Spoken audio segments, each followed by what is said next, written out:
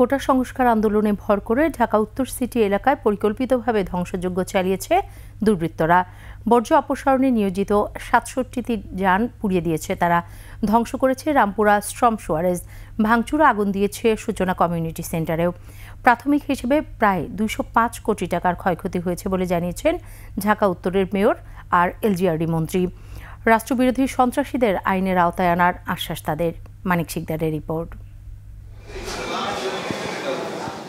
পরিকল্পিতভাবে বর্বরোচিত ধ্বংসযজ্ঞ চালায় দুর্বৃত্তরা।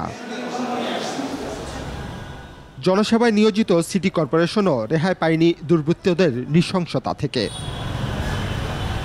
পুড়িয়ে দেয়া হয় উত্তর সিটি কর্পোরেশনের বর্জ্য নিষ্কাশনে নিয়োজিত compactor, container career, open truck, hydraulic grader, microbus সহ ৬৭টি গাড়ি। এটা কি আর চালানো সম্ভব হবে না?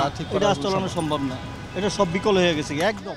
ধ্বংস হওয়া গাড়িগুলোর একটির চালক ইমরান হোসেন তুলে ধরলেন দুর্বিষহ সেদিনের ধ্বংসযজ্ঞের স্মৃতি। এক একটা আত্মা আমাদের এরকম করে মারছে, আমরা কি করব? মাল রক্ষা করুন না যান রক্ষা করব? বিশ্বাস করেন বিহারি পোলাপানগুলি এত উত্তপ্ত হয়েছে, বাসায় পারেন আমাদের জবাই করে দেয়, তাহলে আর কি করবো? আত্মরক্ষাতে পালিয়ে গেছে গিয়া।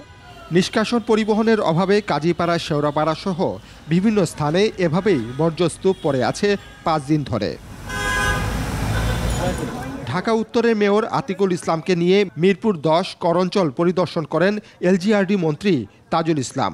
পরে সংবাদ সম্মেলনে জানান, নাশকতাকারীদের আইনের আওতায় আনা হবে।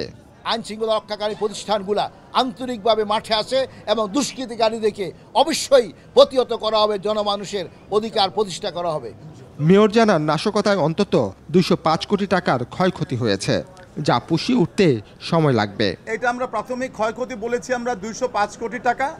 আমাদের উত্তরা কমিউনিটি সেন্টারকে সম্পূর্ণভাবে ভেঙে ফেলা হয়েছে। জনগণের কাছে বিচার দিলাম, সরকারের কাছে বিচার দিলাম। দ্রুততম সময়ে বর্জ্য নিষ্কাশন করে স্বাভাবিক অবস্থায় আনারও প্রতিশ্রুতি সিটি কর্পোরেশনের। সিটি কর্পোরেশনের প্রায় অর্ধশতাধিক গাড়ি এভাবে জ্বালিয়ে পুড়িয়ে ধ্বংস করা হয়েছে। স্থানীয় যারা আছেন এবং চালক আছেন যারা, তারা সবাই বলছেন যেভাবে জ্বালিয়ে পুড়িয়ে ধ্বংস করা হয়েছে সেটা আসলে কোনোভাবেই কাম্য নয়। এই ক্ষতি পূরণ করতে দীর্ঘ সময় লাগবে। মানিক শিকদার, ২১ টেলিভিশন, ঢাকা।